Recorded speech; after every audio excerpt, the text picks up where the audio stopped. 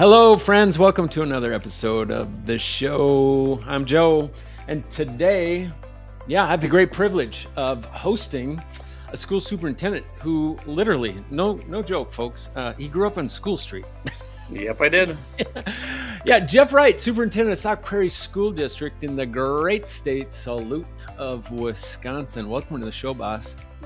Thank you, Joe. Glad to be here. So you grew up on School Street, and you're raised by two teachers who were beloved by their community, right? And I thought they were famous because every time you went to the grocery store, everybody knew my parents. And now I understand that growing up in a small town, you've taught almost town famous. And we lived just down the street from the elementary school that I attended, McDill Elementary. And my parents, or my mom, when she was not yet back in the classroom, when she was raising me and my two young siblings, she could see me walk from our front door into the front door of the school. No getting away with much back then. But how does all of that really shape the way that you lead today? Well, I certainly saw the responsibility that was placed on my parents as leaders in the community because they chose to teach, and that the recognition by not only parents but kids in the grocery store meant that I got to see firsthand that they are always being watched. Yeah. And that's a responsibility that anybody who takes on a school leadership role, whether it's walking your dog in the late evening or in the grocery store, that the kids that we serve and the families that we serve can see us all the time, and that there is a leadership responsibility that comes with that to hopefully model the behavior that we want our young kids to take on as a result of learning from and watching us. Yeah, it is. It's not a lifestyle for everybody, but if you take it on, understanding that it really is a lifestyle that you're taking on, right? Yeah, and my parents did, and they still do. Oh, that's just amazing. And the influence, obviously, and there's a lot of just challenges and struggles and pains and all of that. But I've heard the best ones say that that's actually a privilege. It's actually a privilege. It is a privilege. Yeah. And I feel that way. I think one of the challenges as we model for students today and for young people today is that how do we model what we want them to be in person, online all the time? And that the temptation to maybe be a different person on the internet, the profanity that we use online that may be different than what we'd use in person, the things that we'd say about somebody that we'd never say to their face, that how do we make sure that we're modeling for our students what appropriate, respectful behavior, how to disagree respectfully, what that looks like all of the time, not just when you're in person. And that my parents' generation, when they were teachers and they were educators and school leaders, almost all of that work was done face-to-face. And our lives have changed, our work has changed as it's navigated or migrated to cell phones, to social media. But I would hope that those expectations that you were talking about right off the bat, that we would uphold those expectations no matter the context of our conversation. Love it. Love it. Let me change gears here a little bit. It's not just Wisconsin state aid to public school districts. It's across the nation. But in Wisconsin, it's roughly $2 billion less today than it was in 2009. I mean, just the reality, just data, not my opinion. It's just data. And that's not a Jeff Wright stat, right? It's actually a funding lawsuit against the state at the moment. And that revenue limit is just sitting in the face of every leader that's just slogging it out, trying to build the resources and the conditions for the highest level learning for their kiddos in the school system. But that means that every year a child's life in Wisconsin, that gap between a district, what they could be spending and what they actually are. I mean, that gap is really hard to meet. But plot twist, this is not to victimize anything. The things that you're building and how you are growing at the moment, it stops me in my tracks, right? Your revenue caps are the same. Your rising costs are the same. You've got a broken formula that you're working with, but you've got a few amazing things that are just really starting to bubble up in this season that are noteworthy. So if I could just say, put your brag hat on for a moment and brag on what you are building, boss. Oh yeah, we are one of the lowest revenue limit districts in the state, but I hope that we never live in a space where we always think that we don't have enough.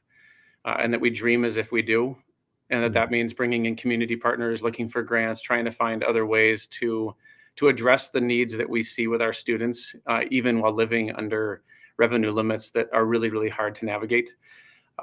I'm really proud of the team that we have here and how they've done that. One of the community needs that we tried to meet, this past fall opened up a child care center that will serve 168 children.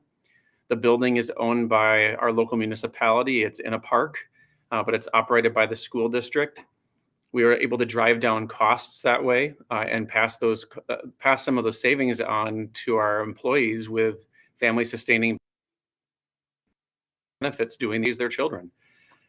So Another that's big really as an old football coach, I would run the counter every once in a while. Run the counter, kind of sneak it. That's counter to what a lot of school systems are doing right now. Why childcare? Well, why childcare? If you're in a rural community and there is not access to childcare, families have to drive out of the community to get it because it's not something that's an option. It's not an optional something to have access to. It's a required thing to have access to. And I mean, after we opened the building, I was at a local restaurant grabbing something for lunch, and a parent walked up to me and said, "We don't know each other yet. I have a 2.5-year-old at your new child care center. Last year, I was driving my baby, a 1.5-year-old kid, half hour away every morning, and then returning that same half-hour trip at the end of the day because it was the only place that I could get care that I trusted that had accessible spots." And so that was going to say, you know what? Why are we living in Sauk Prairie if we don't have the things that our kids need here? And so part of it's about our long-term enrollment needs, that we have to make sure that families see this as a place that support them and their children all the way through from birth through 21. And so giving that access is important. We also see it as an opportunity, though, to connect our 4K programs to early childhood. And so that hopefully all students that are in this program will have a more smooth transition to public education because we've already been able to identify some of their needs, bring special education services into students when they're younger. Already do now, but often it's in the home base and is relatively temporary. Now we're able to be a more full-time partner with families. And so we see it not only the instructional benefits for some of our students, but also we know that if families feel that they can get resources that they need in a relatively rural community like ours, hopefully they're going to put down roots and stay, and that someday I can sign that student's diploma and celebrate with their family that they spent their entire educational career here with us. Well, in the business arena, I mean, sometimes you've just got to create those investments to get people to lean in and actually move towards your product, which happens to be a high quality education. But Yeah. you and many other community members came together with a vision.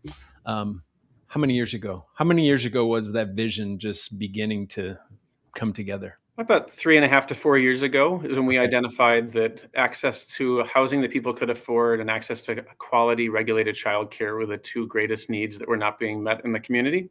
And about 2 years later, we broke ground on a facility, and Boom. fortunately, we now have a beautiful place and a great community park that welcomes kids every day. You are the maker of happen, sir. You really are. Here's the thing, I keep coming back. I look at your career path, and my guests on the show represent all walks of life in the superintendency and college presidencies. But usually, if I find the rural ones, they grew up rural, right? Stevens Point, I don't know if you call that rural, but I don't know what it is. I don't know. It's one of those. It's a regional. It's probably more of a regional center. Yeah. But you didn't. Your career path, as I look at where you left, Stevens Point, went to Harvard. Then you ended up in Chicago. Those aren't really natural places where a rural kid would go outside of just their local surroundings. So what was the impetus behind getting out and going to big city for a while? You know, I part of it was that I thought that I needed to see more of the world to better understand how schools work and how just some of the problems that I was hoping that schools could help solve. And I was lucky enough to be able to go out and study in Cambridge for a while, and met my wife studying for the same class. And we decided we wanted to come back toward the middle of the country and pick Chicago. And one of the greatest honors of my life, I was picked to be the principal of Chicago's King High School. It's the first high school that was given the name of Dr. Martin Luther King Jr. And during the time that I was there, we welcomed his lawyer and speechwriter to campus. We welcomed his daughter, Dr. Bernice King, to campus. It was down the street from the recently deceased Reverend Jesse Jackson, who spent a lot of time in my building. And I'll tell you, as a kid growing up in Stevens Point, never did I dream that my life would overlap with some of these pivotal civil rights leaders. But the power of watching them share their stories with potentially the youngest generation that would ever hear their stories in person. And it changed so many of my own perspectives on what we can do together as a community that embraces its schools. And now I hope to bring that same energy now that I'm in a more rural community, not far from Madison. But you don't know what path your life is going to take. You just hope that you can grab so many lessons and stories along the way that make the next chapter even better.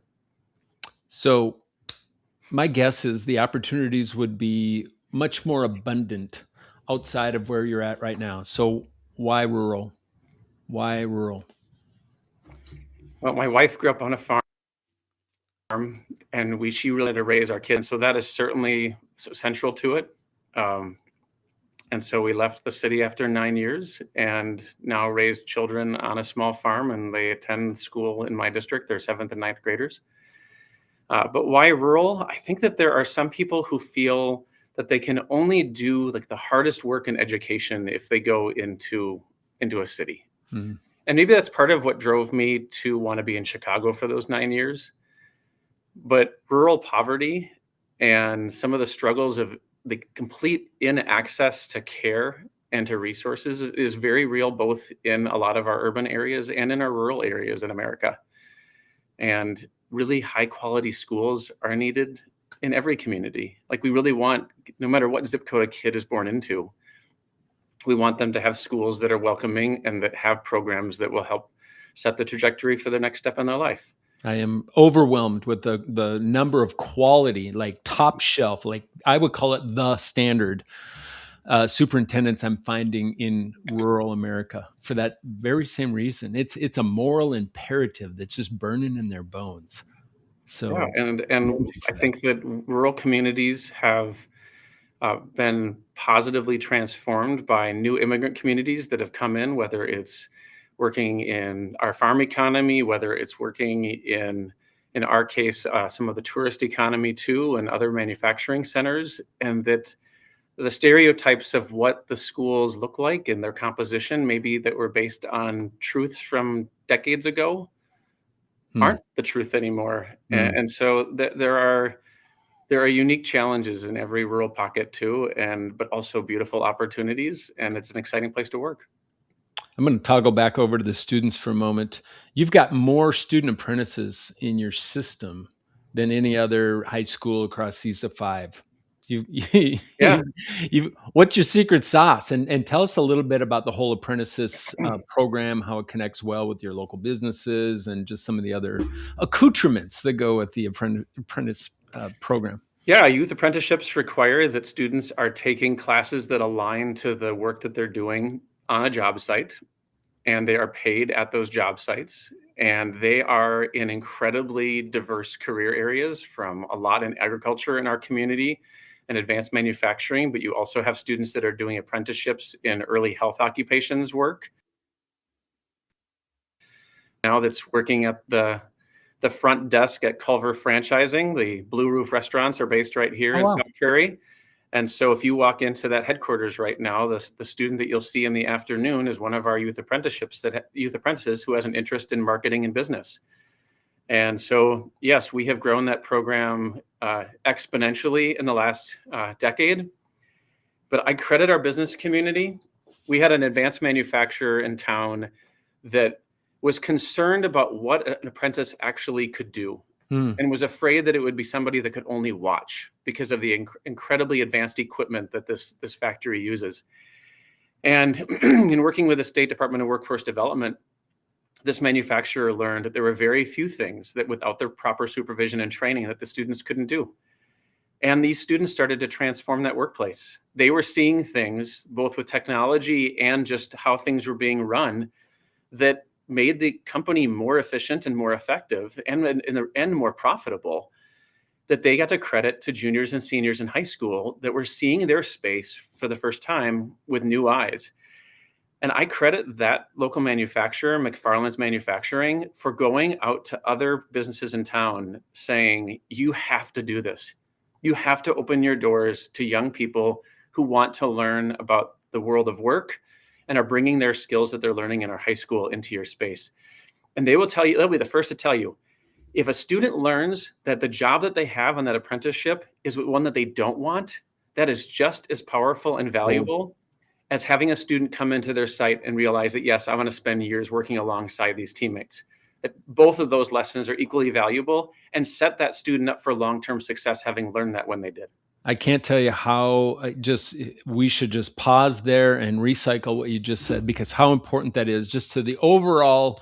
I think the success of the student is giving them as many experiences before they start writing checks to local institutions to learn a skill that might not necessarily be, in line with a calling or whatever you want to call that, but you're doing it or juniors and seniors are involved Juniors in and seniors. And one of the things that we've also started to do that was kind of a spin-off of this, we recognize that our medical careers jobs, our health occupations, was the greatest unmet need in the workforce in our community. And I know that's the case in communities large and small across the country. So we partnered with our hospital, with some senior living centers, and with our regional technical college to offer certification classes for phlebotomists, specimen processors, and CNA certificates. We offer that all now at the high school, but we offer those courses not only for high school students, but also for adults in the community to learn alongside the high school Oh my goodness. students. Because that there are adults that want to reskill or learn a new skill that don't have the flexibility in their time, in their schedule, to drive to a regional campus, maybe because they're raising children themselves or because of other job responsibilities. And so now they're learning alongside our high school students, getting these new skills and doing apprenticeships and like internships right alongside high school students together at our hospital or at some other provider. Isn't that something? Yeah. Yeah. Folks, I hope you're leaning in and listening. Our school can be open to everybody. It doesn't have to be just people who are under the age of 18. Yeah, you are a community builder. And I want to bring it all back to where, back to School Street. And Stephen's point, your mom and dad, I just want to honor both of them, both teachers. I think it's the most impossible job on the planet, but the right ones do make it possible. I don't know that things have really changed that much. Miss Becky, my wife, is a school teacher, and she comes home just dog tired every single day with half of the boxes checked. It's like, and then do the rest in the evening. So to honor, what was it like to live in that house with two masterful teachers that were deeply rooted into that community? What did you watch them that, again, made you just want to do what you're doing at the level that you're doing it today? Well, my dad was a high school teacher for most of my time in high school, and as a high school principal, I would hear my dad's voice coming out of my face with some of the things that I heard him say, and the way that he was confronting misbehavior with kindness or lifting kids up, and like, oh gosh, I know where I got that one from. But something that you reflect as you become an educator yourself. My mom taught the most severely learning disabled children in the 5th and 6th grade in our community. And she got to spend often 2 years with the same students at least. And so she developed a really meaningful relationship with the students and their families. And many of them came over, not many, enough of them came over for dinner or spent time in our homes. And I didn't fully understand the work that my mom was doing through those dinners and through those times interacting with students outside of the classroom, because I was the same age as the students that were in our home, or maybe just older or just younger, depending on the time of our life.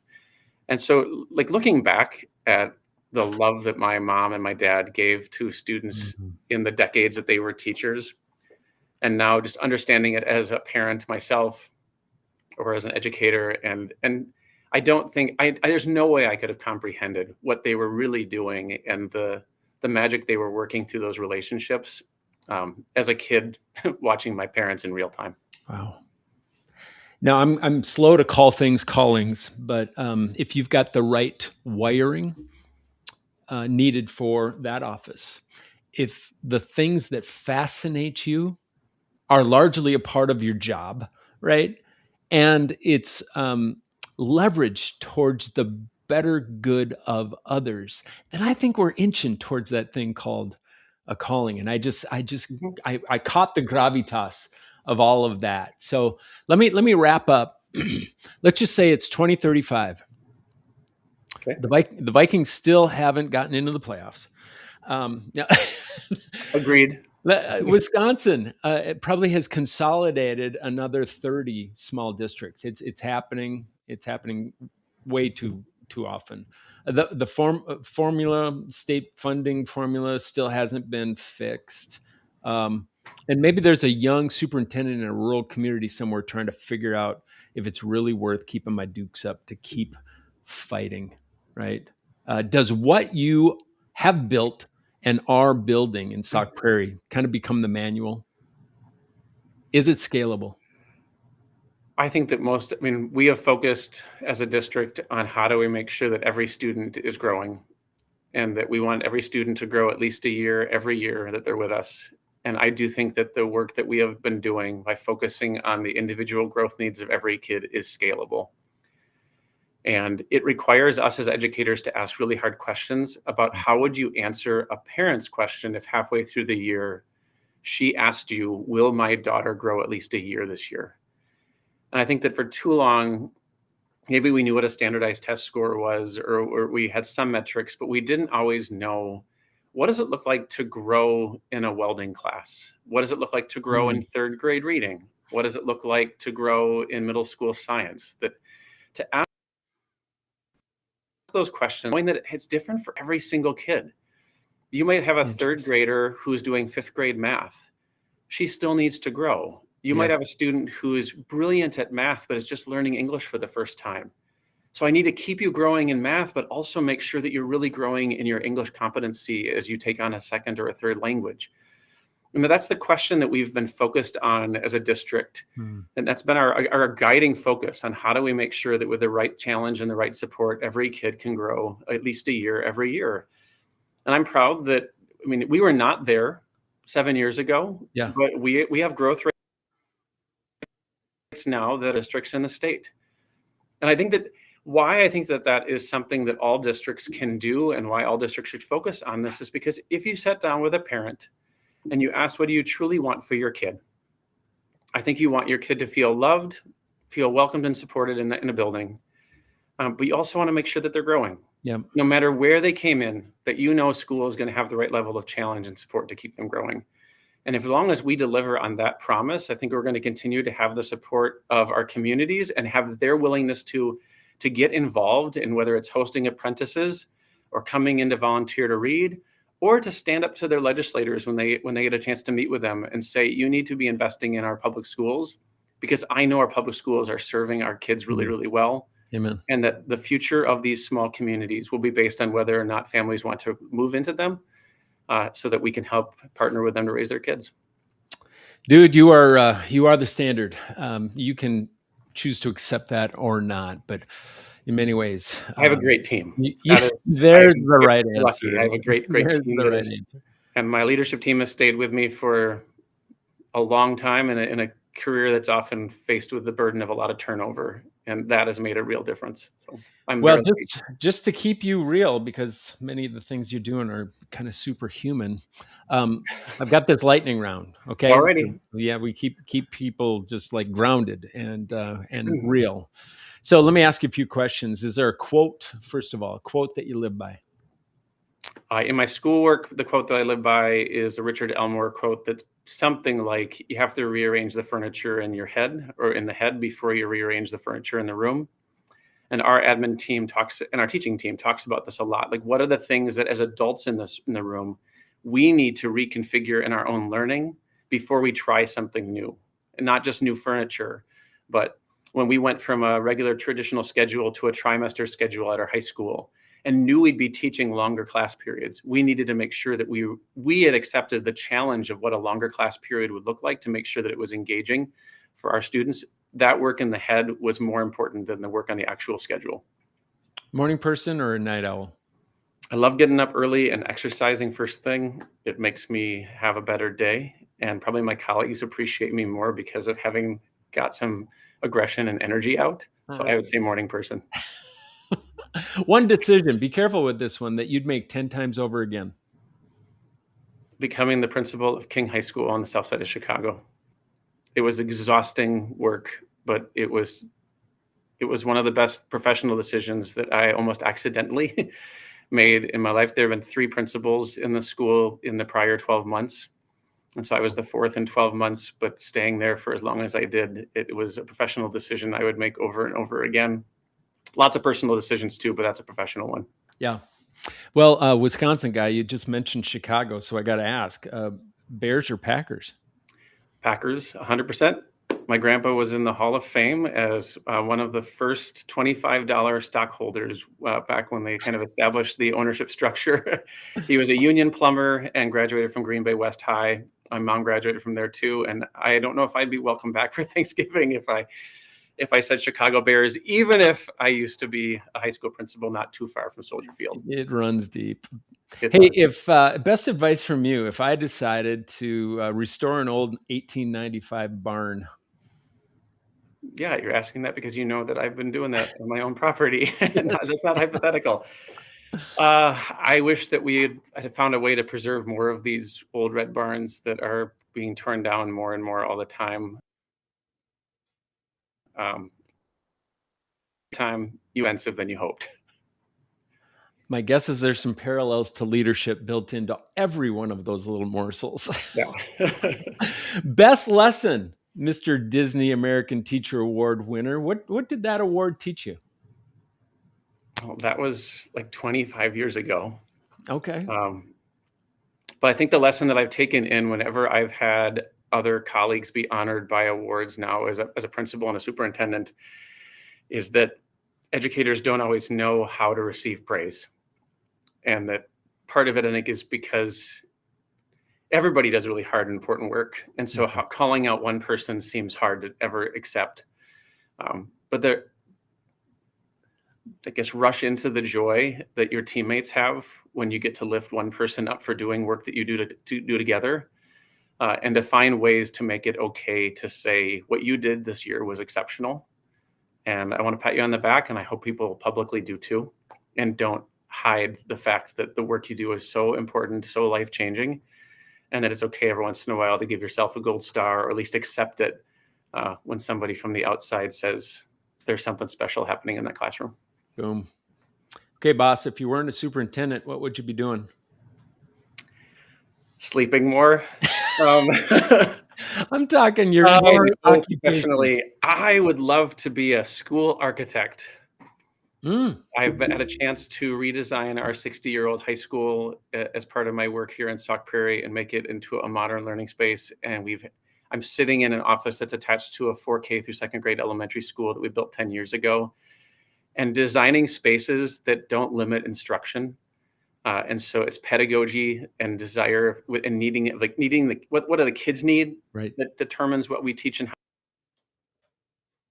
how we teach. Not is a really fun job. Going into architecture school it's a lot of work and takes a lot of time. But I guess if I wasn't a superintendent, I would want to help design schools. We bring this home. Your 2 kids, do they help influence snow days? They think they do. But their friends really try hard to influence dad on snow days. But nobody seems to want to get up with me when the 3:40 a.m. alarm goes off for the National Weather Service webinar, which in Wisconsin, believe it or not, the National Weather Service welcomes superintendents to join them at 3:45 a.m. on days that there's a weather concern. How the conversation starts with our local superintendent teammates and people who are up plowing the roads and law enforcement to determine whether or not we cancel school. Timeless. Best career advice you've ever been given? One of my mentors said, don't make any life decisions in February. And he knew that was the toughest time of the year for him. And that as a leader, he was a the president of St. Olaf College. Interesting. If he made decisions in February, he would always be probably leaving the job that he had.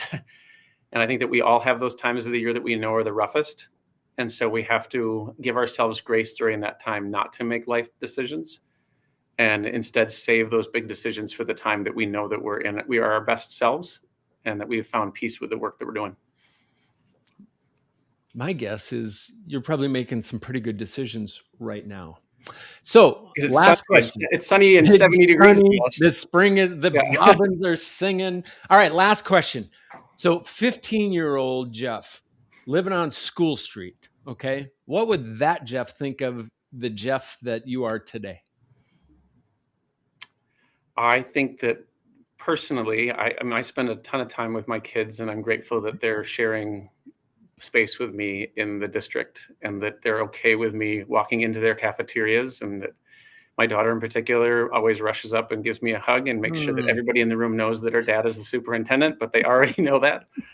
And so I think my 15-year-old self will be glad that I have a really deep personal connection to my kids. But I also think my 15-year-old self will be glad that I find time to be present and be playful with my other 2,700 children that I get to welcome into our 6 schools every day. I always wanted to be a community father that would solve big problems for the community and be connected to its kids. And I never thought about being a superintendent. That was not on the Jeff Wright 15-year-old list. But I think that 15-year-old Jeff will be glad that I have a great relationship with my own kids and get to solve big community problems from the seat as a superintendent. That's the end of our lightning round. And wow, that went by super, super fast. I think Jeff and everybody here, you're tuning in. Here's the lesson. If you want to just summarize this, Sauk Prairie probably isn't much different than your local system. They don't have more money than you do. They have broken funding formulas. They have a broken system just like you do. I think what they have is a superintendent that's a builder, not a coaster, not a dreamer, not just a climber, right? And that's what the community deserves. Every community deserves to be served by a healthy leader who is building this healthy team that is actually reshaping the system. So the question I think for everybody watching is, hey, can we actually do this? How'd you respond to that? Last piece of encouragement, Jeff. I don't know if it's a can. It's that we have to. Yeah. That if we're going to maintain the community's trust in public schools, which, I mean, what an incredible American invention, the way we do public school. And that if you think about that, ever since when you graduate from high school, the rest of your life becomes less likely to be surrounded by people that are different than you. Yeah. And that in our community, in our high school, on our sports teams, in our choirs, the children whose parents literally own Culver's, and the children of parents who work at Culver's, their kids are learning in the same classroom and they're singing in the same choir. Yeah. And the same thing with no matter what role you play in a local hospital, if you live here in town, your kids are learning together. And unfortunately, our lives become more and more separated into like income, like interests, like age. I mean, obviously school is all the same age, but I think it's a moral imperative that we find a way to keep the public's interest in public schools and their willingness to invest in them, because it is one of those few times in life that we welcome everybody into the same room or onto the same sports team or into the same choir, to wrestle with complicated issues that someday we get to pass on to them as the next leaders of our community. And so not only can we do this sort of building, I believe we have to, and that we have to continue to transform our schools to meet the needs of students that also continue to evolve. They're not the same kids that they were 20 years ago. How exciting is that? Boom. I think it's the most exciting time to be an educator or in education altogether. If they want to learn more about your system, is it saukprairieschools.org? That is our website. There it is, folks. Yep. Thanks for tuning into the show. Keep your dukes up, and you're going to want to send this one off to a friend.